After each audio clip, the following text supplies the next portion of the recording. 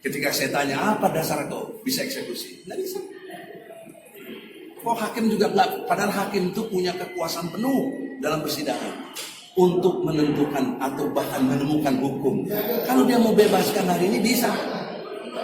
Siapa yang melarang hakim? Coba semuanya, siapa? Tidak ada. Disinilah saudara patut diduga ya. Kasihan ini Pak Doni ini dari Transjakarta DKI dizolimi. Mereka menggabungkan antara pasal penipuan dan pemerasan. Padahal itu keliru secara hukum. Kelirunya secara substansi adalah pemerasan itu harus didahului adanya kekerasan ya dan ancaman. Itu baru disebut namanya pemerasan. Kalau penipuan kebalikan dari ancaman. Orang nipu ya baik-baik banget, kelihatannya muka 1000 gitu loh. Kenapa mereka gabung? Nah ini kekeliruan hukum, itu yang harus dikeluarkan. Yang ketiganya kehilafan hakim. Yang kayak begini tadi coba, kok merasa jaksa punya hak padahal nggak ada haknya. Tadi saya ajak debat nggak ada, nggak berani main tutup aja coba. Kalau fair peradilan ini kasih kita kebebasan berbicara sebagaimana dijamin oleh undang-undang. Jadi saya minta badan pengawas dari Mahkamah Agung, juga KY, awasi hakim-hakim ini, juga dari Komisi Kejaksaan, awasi jaksanya. Karena ini adalah jelas-jelas kezoliman. Peri kemanusiaan yang adil dan beradab itu tidak ada dalam sidang itu. Anda semua menyaksikan tadi. Gak bisa mereka berdebat apa yang saya argumentasikan. Saya tidak ngarang-ngarang, Anda menyaksikan sendiri. Ketika saya tanya, apa dasar kau bisa eksekusi? Nggak bisa. Kok hakim juga nggak, padahal hakim itu punya kekuasaan penuh dalam persidangan untuk menentukan atau bahkan menemukan hukum. Kalau dia mau bebaskan hari ini bisa. Siapa yang melarang hakim? Coba semuanya, siapa? Tidak ada. Disinilah saudara patut diduga ya. Kasihan ini Pak Doni ini dari Transjakarta DKI dizolimi. Oleh karena itu kita lihat minggu depan bagaimana kalau tidak dibebaskan. Saya minta lewat pers ini, pers. Hakim-hakimnya ini tolong dicatat, diadili, dan bisa kekuatan rakyat dalam pengertian ini. Saya punya basis bisa bergerak untuk mempersoalkan ini. Ini ketidakadilan. Ya. Lawan argumentasi saya aja nggak sanggup mereka. Mungkin ada tambahan? Kalau cukup, ada lagi pertanyaan hakimnya siapa namanya? Hakimnya nggak tahu siapa namanya. Ada tanya di sini.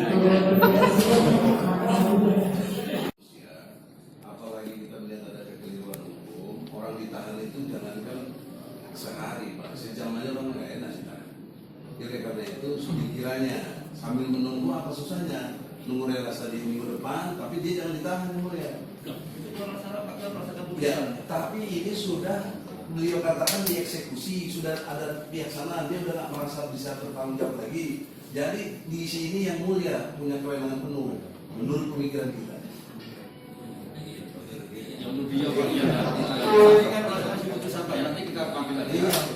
Tapi jangan nunggu seminggu itu kelamaan yang mulia. Apa salahnya kita ikutin sidang dengan baik? Karena begini Pak, teras itu harus diterima. Pendekatannya kemanusiaan yang mulia. Kita ini pakai Pancasila sila kedua, kemanusiaan yang adil dan beradab. Jangan kita tidak beradab. Sekarang ya, berapa hari Bapak butuhkan untuk menghadirkan prinsipalnya? Kita kembalikan kepada saudara. Berapa hari yang dibutuhkan? Saya hari ini pun mau. Bisa, ayo. Nah, tapi persoalan sebentar dulu, dengar dulu penjelasan dari kita. Ya. Berapa hari yang dibutuhkan dan berapa lama tenggat waktu pemanggilan yang dianggap sah dan patuh. Karena ada tenggat waktunya tata cara pemanggilannya. Iya kan? Saya jawab ya. Konteks berapa hari? Kalau mau boleh begini besok. Tapi kan ada ditahan. Iya Pak. Sudah dieksekusi. Iya lah, bukan di kita. Untuk saatnya Bapak harus menetapkan kita. Nah itu yang dengan hormat saudara. Fungsi pembela itu kan membela betul. Orang sedang ditahan ini nggak enak yang mulia. Padahal kewenangan itu ada pada yang mulia. Iya baik Pak. Kewenangan apa yang ada pada kami? Bisa mengeluarkan dulu dari tahanan. Jangan semua orang dengar ini Pak. Nggak apa-apa dalam pengertian hukum, hakim harus menemukan hukum. Tidak ada rigid-rigid. Ya, kita sudah 1 minggu ya Pak untuk memanggil supaya hadir. Terus bagaimana nasib klien?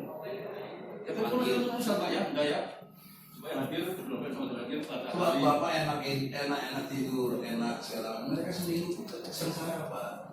Padahal ada kekeliruan hukum yang serius. Ini itu kita dari presiden Pak ya, kita tunda 1 minggu. Ya.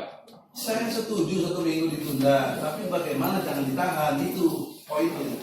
Ini permohonan.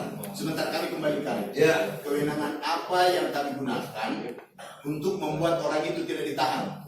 Produk apa yang kami akan keluarkan supaya orang itu menjadi tidak ditahan? Ya produk putusan hukum dong. Kenapa enggak? Kalian bisa Pak,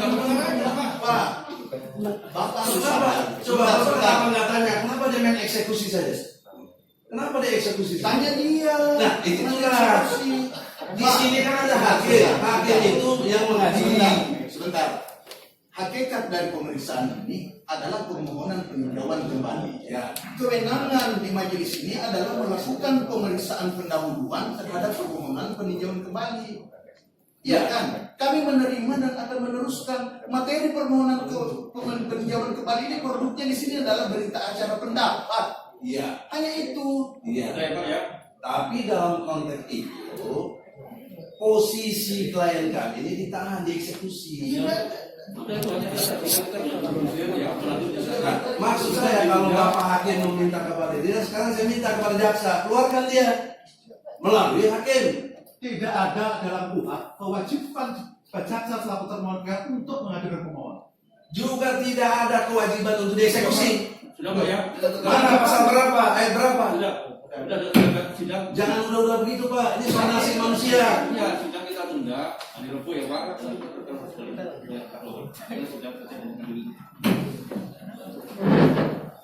Ingat Pak, ini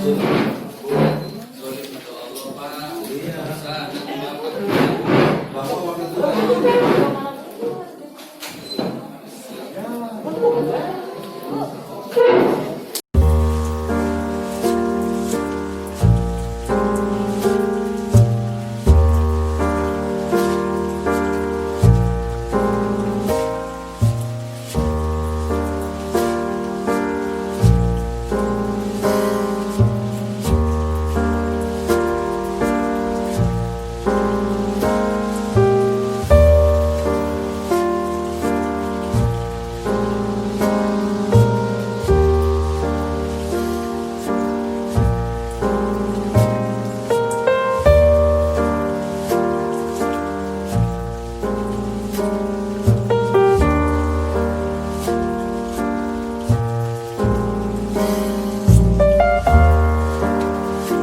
ketika saya tanya apa dasar kau bisa eksekusi?